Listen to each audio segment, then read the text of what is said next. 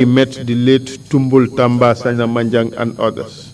Biri ñaari fan benn wala ñaari fan ci lañ ñëw jël si ma mënuma fàttaliku nag kan la koo xam ne moo ñëwoon jël si ma. And then the issue of Manlafikor, Dabamarena and others gannaaw loolu nag ci la mbiri Manlafikor Dabamare ak ñeneen ñi ci la seen mbir xew. Okay? So there is no mention in your statement amut fenn foo waxee ne of torture at NIA. dóor wala metital ca NIA. No mention of torture of Faring. waxuloo fi dóor wuñ dóor Faring. No mention of torture of Savage. waxuloo fi dóor yoo xam ne def nañ ko Savage. su ñëwee si yëfi Faring. When it comes to Faring bi ko boy torture ba pare. after he was tortured by the boys, man lañ ma dem ma jëli ko ma génnee ko foofu. I was the one that they called to go and bring him out from there. Your statement conveniently skipped that. ci sa kàddu gi moom danga ko jël rek topp ko kàddu yi nga binda. No.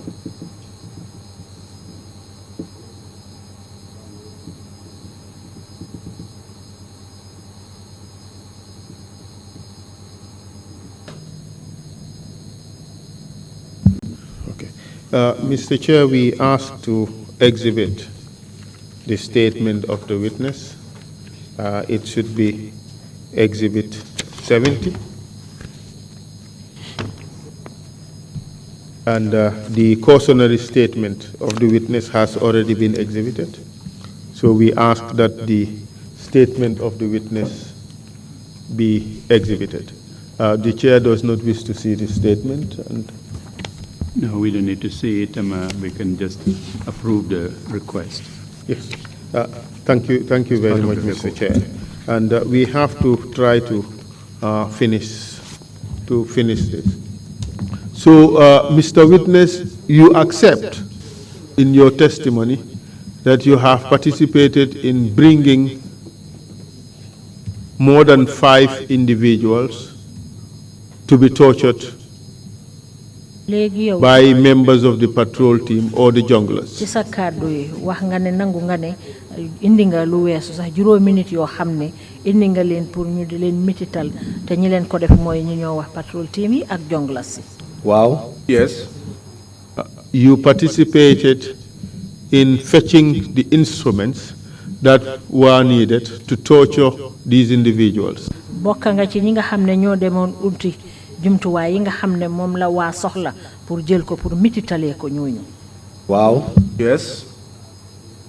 Essentially, you are confessing to participating in torture, correct? kon mu ngi mel ne yaa ngi déggal ne yow bokk nga ci mitital yooyu ak dóor yooyu. Wow. Yes.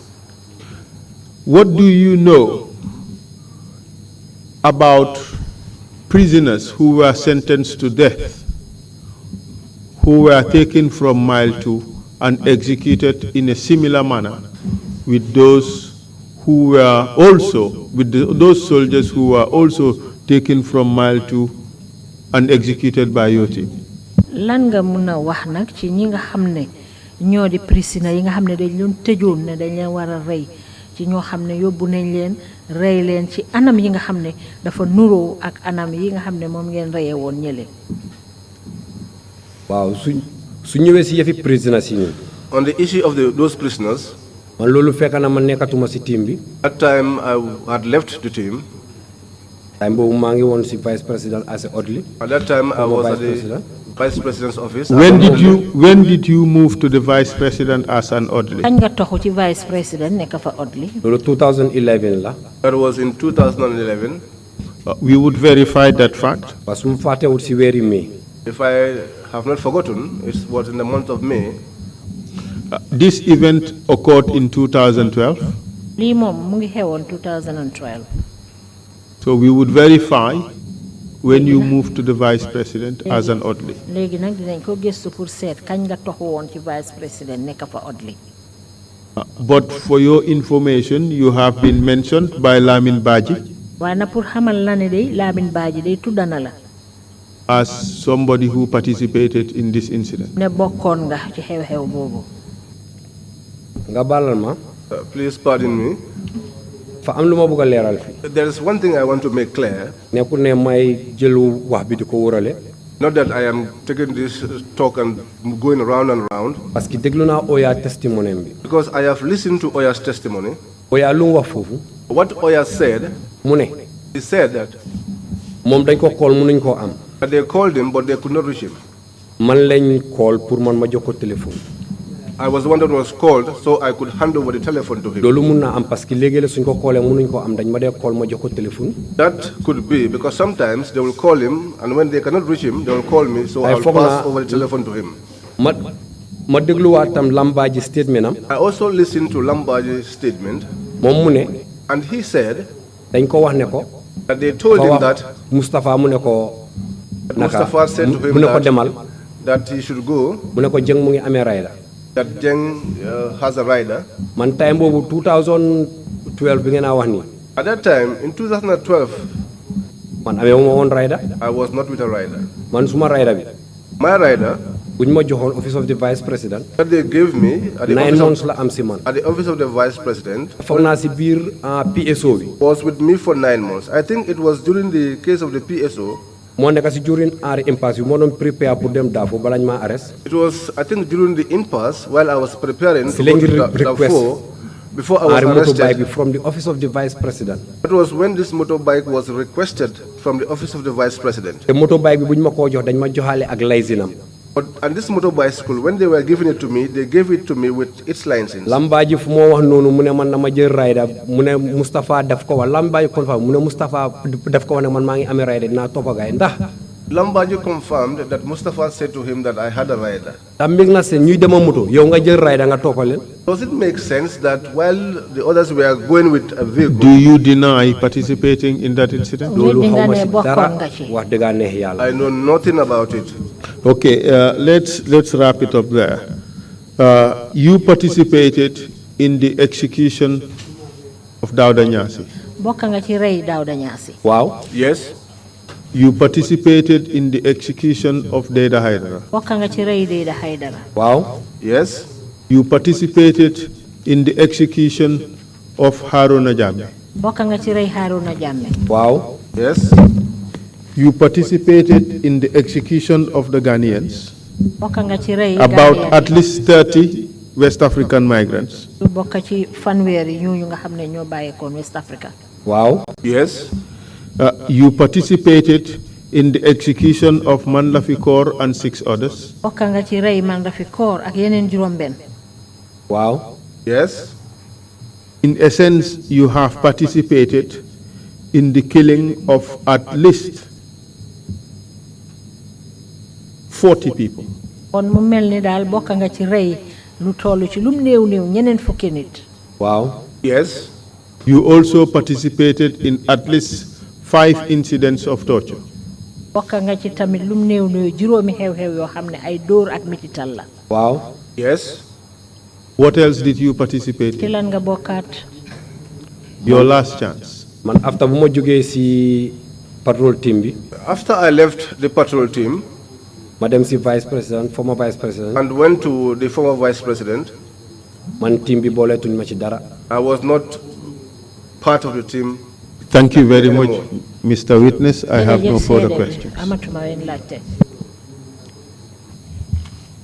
Thank you very much, my counsel, and thank you, Mr. Jeng, for your testimony, which at times has been rather convoluted.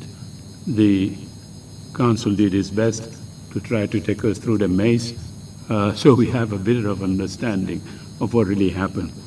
Counsel, what I was going to do, you just did a summary of that one. I was going to take him through some compartmentalization of abuses and violations of human rights. If you don't mind, I'll repeat it a little bit. There will be a bit of an overlap. I didn't want to wait until, oh, sorry, interpreters, my apologies. Wa legi dafa melni yima bëggoon a wax dafa melni council bi ci yoyu la waxoon pour ma baña baamtuwaat mbir yi rek ma tërale ko nii I didn't want to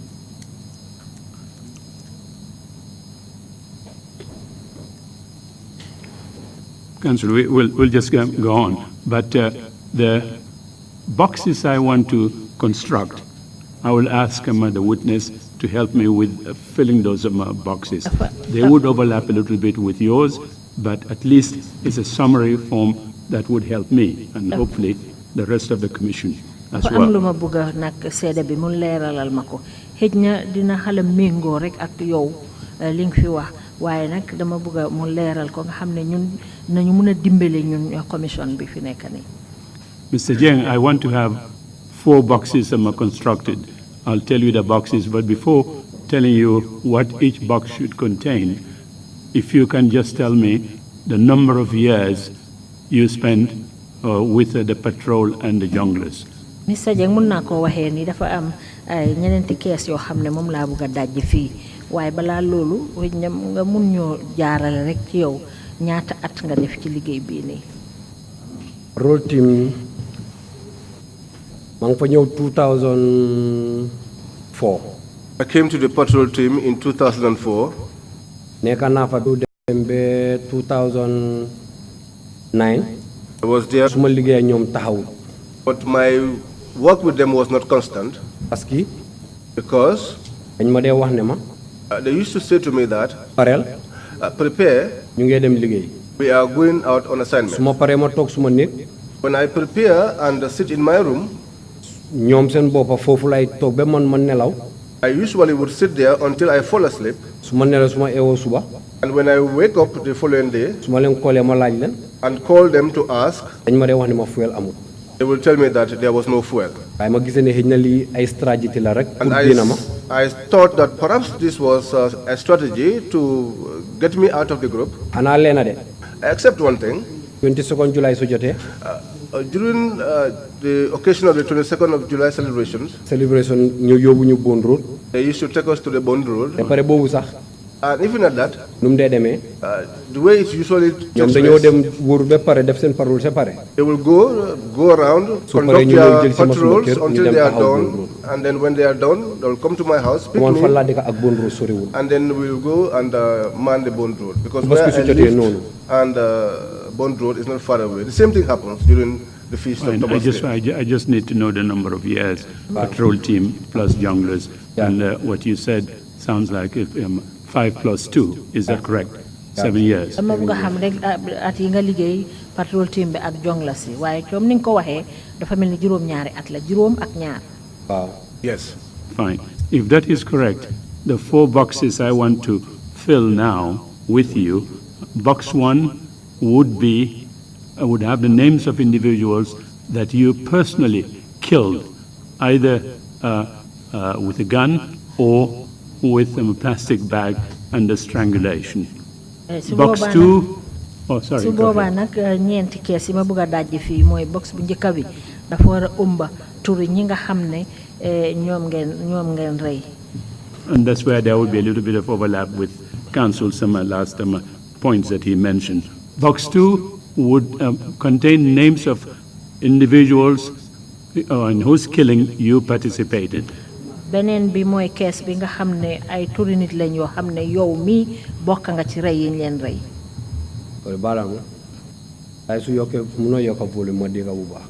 Pardon me if you could speak a little bit louder so I could hear you. ñaareeli kees bi mooy turi ay nit ñoo xam ne bokk nañ ci ay rey boo xam ne yow seen rey yow bokk nga ci. Box 3 would contain names of persons or individuals in whose killing you were present. beneen ñetteeli kees bi mooy turi nit ñi nga xam ne yow teew nga ci jamono ji ñu leen doon rey. And box 4 would be individuals you personally tortured. ñeneenteeli kees bi mooy turi nit ñi nga xam ne yow bokk nga ci ñi nga xam ne ñoo leen doon dóor di leen mitital. We can do this quickly. Box 1. How many people, individuals, that you personally killed, either shooting them or strangulation or any other form of execution? ñan nga bokk ci rey leen yow ci sa bopp nga bokk ci rey leen moo xam nga xoj leen wala nga fetel leen. Dawda Nyasi. Dawda Nyasi.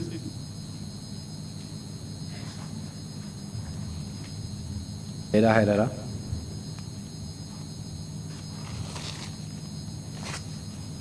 Haruna Jammeh.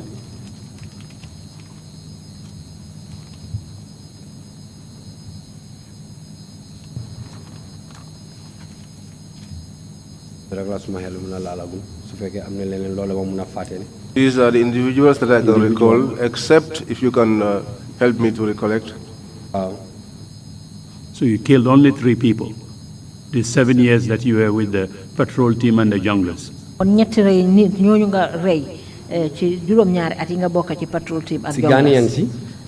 No, we'll come to that. There's a group of 30. These are the only 3 I don't recall. Fine. Then the Ghanaians or the West African nationals? No,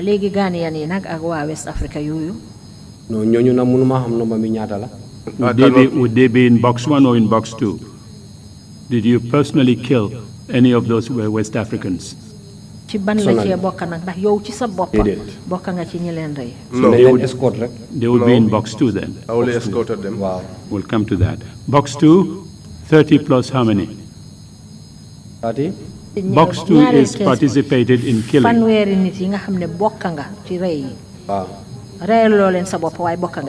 Wow. Yes. 30 plus.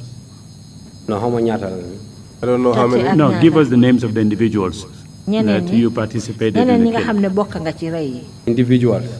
Wow. I do not understand the question you are asking. Mr.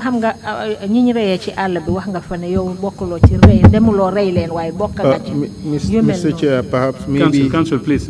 Maybe he does not understand the question, but I would imagine that Manlafikor and 7 and 6 others would also fall in this box, because also escorted those people, knowing fully well that they would be executed. Yes, Mr. Jeng, could you turn off your microphone?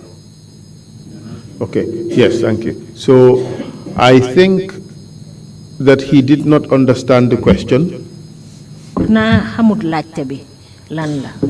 In the second box,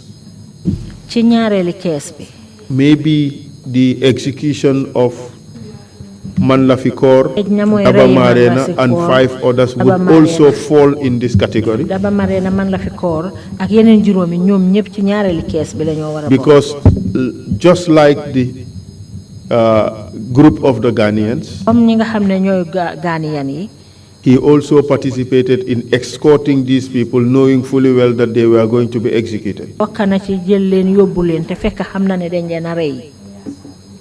Perhaps he should answer whether this 7 would fall also within that category.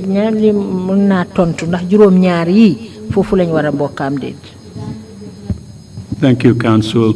I did understand your own summary of it, which was very good. I wanted them to hear from him directly. There's some names and the numbers as well, for him to be personally responsible in that. Council ci sa leral bi te amna njëriñ lool waaye dama bëgg ñu déggé ko ci làmmeñam mu tuddal ñu turi nit ñi nga xamné bokk na ci rey bi nga xamné rey nañ leen.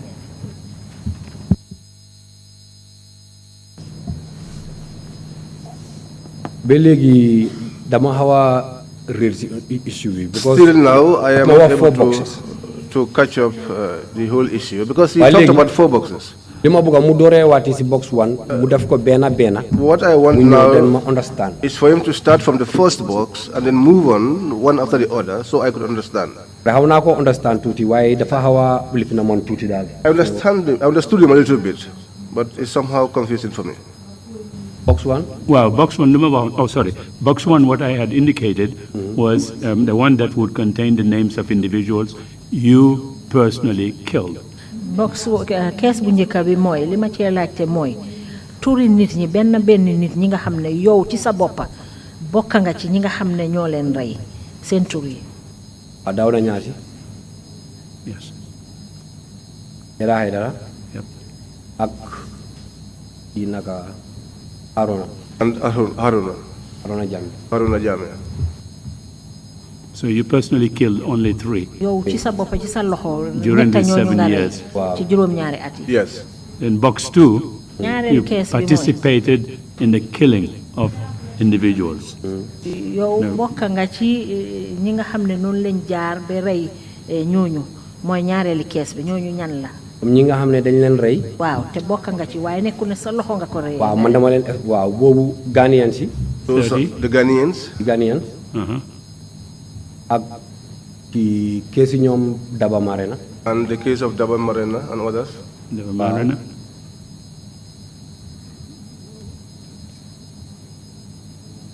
Yooyu rek la. I think that's it. That's the whole of it. The Daba Marena group, can you just go over it again? Comme ma wax seen tur yi. You want me to say their names? Afu comme nuñ ko waxee Daba Marena. As they said, Daba Marena. Alpha Ba.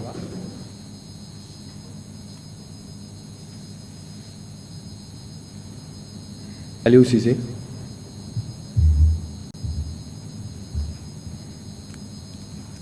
Ibulo.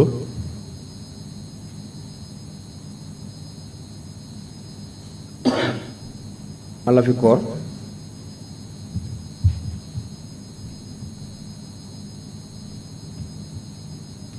waaw ñu laa mun a fàttaliku ak jigéen yi gaay di wax ñaari jigéen yooyu xama kii naka.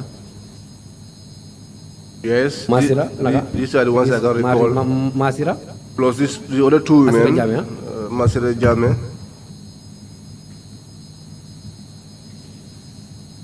ak keneen ki. And the other one. kooku xawma turam bi. The other one I do not know her name. Number 7. Is 7 or 6? 7. 7. Keneen ki. The other one.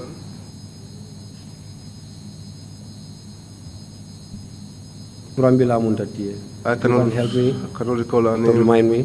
You don't remember the name of somebody you killed? No, I cannot remember the name. Extraordinary. Box 3. ñetteeli kees bi nag moom. Names of individuals who's killing you were present. turi benn nit ñi nga xam ne bañ leen a rey yaa ngi teew. You didn't participate, like as in box 2. You didn't kill personally as in box 1. Box 3, you were present when they were being killed. teew nga biñ leen di rey. waaw boobu man fooguma ne because loolu tam su waree am dama ko rifaawaat si ñoom kii rek naka la tuwaati ñii nii naka. box 2 bi. The second box. boobu Ghanaian si rek la su fekkee ne box 3 bi la. fa nekk ñoom kii ñoom Daba Marena nga baalal ma foofu. mistake la box 2 would only be the Ghanaians and Daba Marena and others would be box 3. Pardon me, that was a mistake I made. Any other person in box 3? am na ñeneen ñoo xam ne bokk nañ ci am na keneen ku ci bokkaat box 3. Box 4, the last one. léegi box 4 nag bu mujj bi. Individuals you tortured. benn nit yi nga xam ne dóor nga leen mitital leen. waaw comme su ma xel lu ma jox mun naa wax ne Faring Sagnang. If what my memory can give me now, I can say. Faring Sagnang dóoruma ko de toccuma ko. waaye man maa ko jëli ma yóbbu ko. But I picked him up and took him. Said those whom you tortured personally. So there is no one in the box. I did not torture anyone personally. You didn't torture anybody? I didn't torture anybody. Thank you. Commissioners, if you have any questions, Commissioner Carr, you have the floor. Thank you, Chairman. I have just one question, because you told us that you had the cries of detainees who were tortured at the NIA. But also in your testimony, you told us that you didn't hear when Manlafi and others were shot. How is that believable? When it comes to that issue, okay, Balanma, Mawasi Olof. When it comes to that issue, just as I said to you earlier, as soldiers, we operate under command. And that day where I was asked to stand, if I told I was able to hear anything which I can say, I would have told you. But on that day, They did not want to leave their vehicles behind. Then whatever took place there, I would have been in a position to tell you. But where I was asked to stay, that was where I stayed. I could not force myself to join them when I was not asked.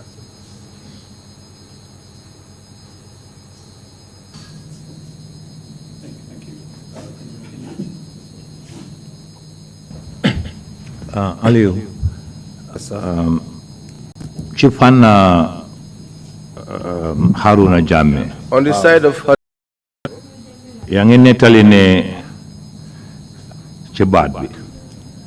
my first question is whether you had put the rope around him or you suffocated him. The rope was put around his neck. But he didn't pull it. My second question. Ngane sana devlendigal ne ngen hechako ki tahaw nale kale tahaw nale ci li nga wax moy da ngeen ko fas da ngeen ko lomos ci lomos bi ki tie fale kale tie fale ngeen hecha. You gave you narrated that Sana asked you to put the rope around his neck and each one of you held at the other end and pull it. That was what he ordered us to do. And you said also he told you to force him on his knees. Did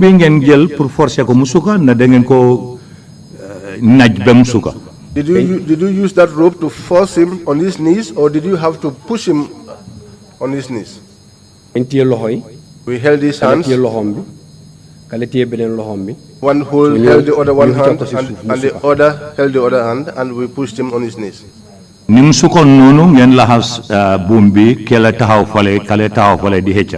So it was when he was on his knees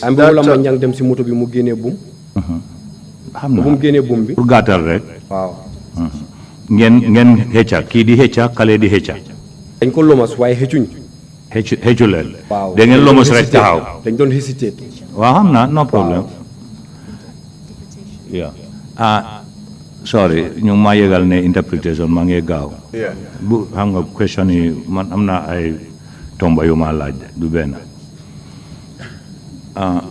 Lu may wax ni legi da ngeen ko def mu suka. So what I'm saying is, you made him to kneel down. Ngeen lomos boom bi wa heccu len ko. You put the rope around his neck.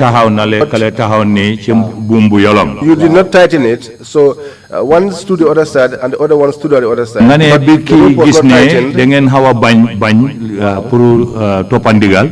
And when this guy saw that you were reluctant in executing his orders, ci la mer ñew rek tok ci dena bi boss prof bi. And that was when he got angry, he got off from the vehicle, came and sat on his chest and then started to squeeze his neck. Man foog ne ku suga boy na rek dal ci kawam ci boppa bi ngay dal du ci dena bi di. I think for anyone who is kneeling down, if you were to where you were sitting on the vehicle, it was like between this table and the pillar. So when he sat and saw that we were not doing it as he wanted it, he came, he pushed us and pushed him on the ground, and that was when he sat on him. Wow. Was he the only one who did that?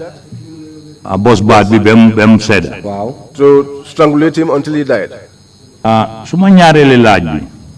My second question, yang ñu wax ne mile 2. You said to us that mile 2, bi nga da eb guy, when you were taking the prisoners, there was only one you saw. And this was the person that was brought into the vehicle that you were in. And you said at the time that they had plastic bag, the person had a plastic bag over his head.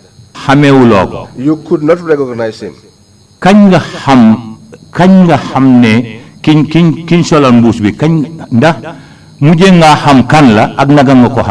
When did you get to know who had that plastic bag over his head and how?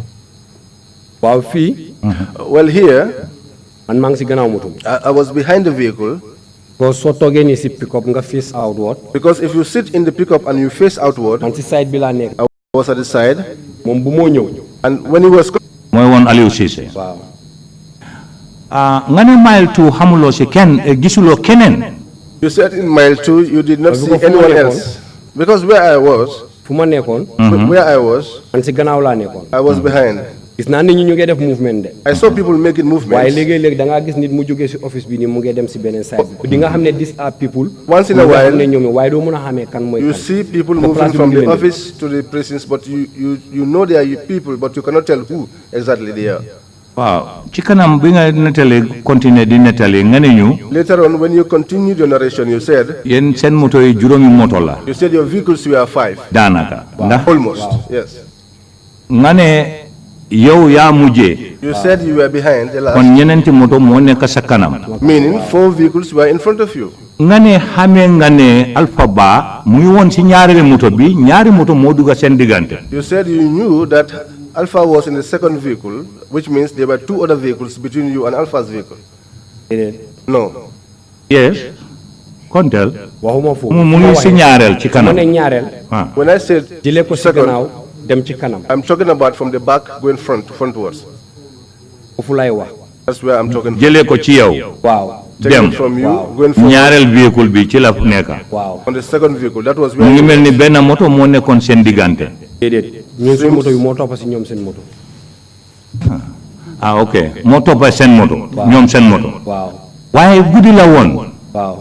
yow mënuloo xam buñ fasee nit loxoom. waaw. wala ñu xànkoof ko ci gannaaw wala ci kanam. waaw. lendem bi tax na mënuloo ko xam. waaw. nga xamee xar kanam nit. waaw. naka la loolu mu ne am.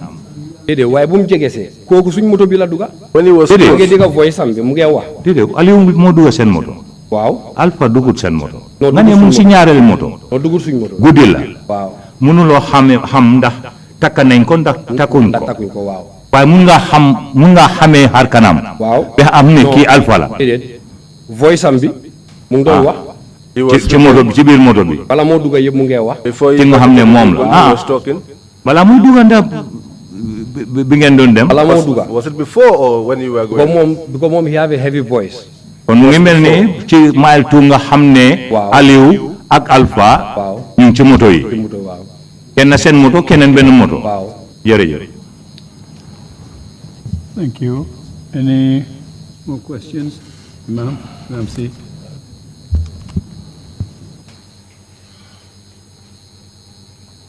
mbuus yi ngeen doon reyee ñooñu. Those plastic bags Ban you façon- used to ban façon kill mbuus la? those individuals, what kind of plastic bags were they? ñoo di dee mbuus yu ñu def mbuus bu ma gis ñu def si boppi Aliou Cissé. The plastic ma bag nekk I mbuus saw yu ñuul yu amee calendar yu. over the head of Alieu Cissé was those dañ ko dugal plastic ci bags boppam bi that rek, used dugal to ko have ci biir calendars. moto bi. That was one that was put over his head and I does not mean ne comme mbuus then boobu you- lañ dañ jël mbuusu pour cover boppam bi rek dugal ko si biir moto bi. those Move plastic over. bags were just used to cover his face.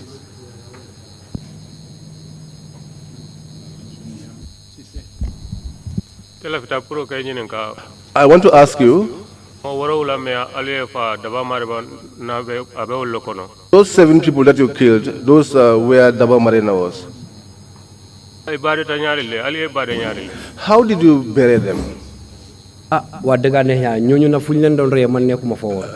Well, to be frank with you and God, where they were being killed, I was not there. so mënuma laa wax ne la ñi nii lañ leen reyee wala nii lañ leen suule. So I cannot tell you that this was how they were killed or this is the manner in which they were being buried. te lii moo am. And this is what happened. Thank you. If there are no further questions, we thank you very much, Emma, for your testimony. Coming to tell us, it's a bit difficult to thank you after killing 3 people, participating in 30 murders, and witnessing or being present with 7 others, and 0 torture in that area. But we thank you for coming to testify and tell us what you think is the truth of what really happened. If you have any closing remarks, please go ahead and make that now. And Mr. Chair, in view of the experience with this witness, I'll just encourage him to be brief and to the point. Thank you. Very wise. And 5 minutes, please. Well, yes. mën ngaa joxe sa kàddu gu mujj waaye nga tënk ko nag mu gàtt ci juróomi minute rek. Yes. fu ma njëkkee suma kàddu. Where I want to start my statement moo nekka is that ñi nga xam ne ñoom ñoo ñàkk seen ay mbokk. is those individuals that lost their loved ones. parce que tey xam naa. Because today I know that su fekkee ne am na ku am lu ko naxari. if there is anyone who has any pains, ñoom ñoo gën a am naxar. they are the ones who are experiencing it more. te pare soxla na tam. And also it is necessary pour ñoom ñu dégg digal. that they too get to hear the truth. parce que yaaga ne. Because it's been a long time ñuy lijjante seen ay mbokk. and they were trying to find out about their relatives, leen baalu.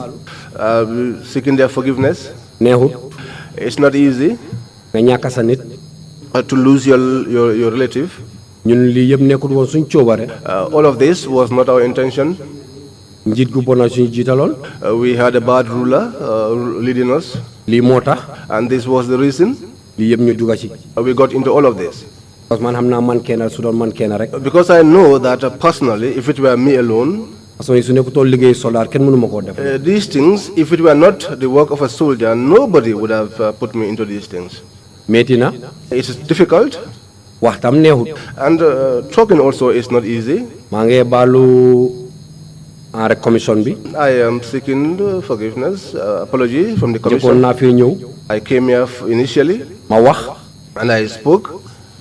yéene suma boppa. I extricated myself. loolu yëpp nekkutoon loo xam ne téyeef la. All of that was not my intention. man su ma sañoon. If I was able to, balaa lii di xappun sax su ma amoon doole bi. before all of this would happen, if I had the means, ñi nga xam ne ñoom la seen ñoo ñàkk seen mbokk. those that lost their loved ones, munoon naa ñëw ma taxaw ma wax leen. I could have come and stood and said to them. waaye loolu itam su ma ko defee. But if I did that also, mun na maa indil loraange. it could also bring me some trouble. waaye at yi passé nii yëpp. But the past years, su ma xel dalut. my mind was not steady. su ma xol neexut. I was not happy parce que because man ni ma xamee suma bopp ak li ma gëm. how I know myself and what I also believe in, lii bokku ci. these things are not part of it. te ku ma xam tam. And those that know me, di nga xam ne lii nekkul suma yoon. they know that this is not also my way. di baalu Gambian si yëpp. I'm seeking forgiveness from all Gambians, di baalu tam képp koo xam ne rek. seeking forgiveness from all that si diggante ñaar fukki at ak ñaar yi. in the course of the 22 years, lor nañu la ci. any suffering or losses that anyone encountered, nga ñàkk si sa mbokka. that they've lost their loved ones, ñëpp maa ngi leen a baalu. all of them, I seek their forgiveness. wax nag neexut. Talking is not easy.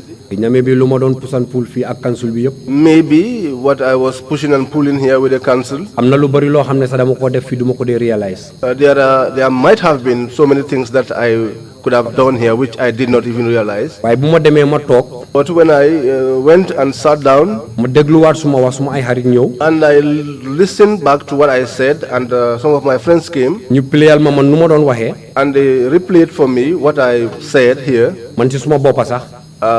I myself, yëg naa ne. I realized that am na lu ma def. there was something that I did ci biir process bi yëpp. inside the process boo xam ne jaarul yoon. which was not in line with the law. moo tax ma mékkaat suma mind.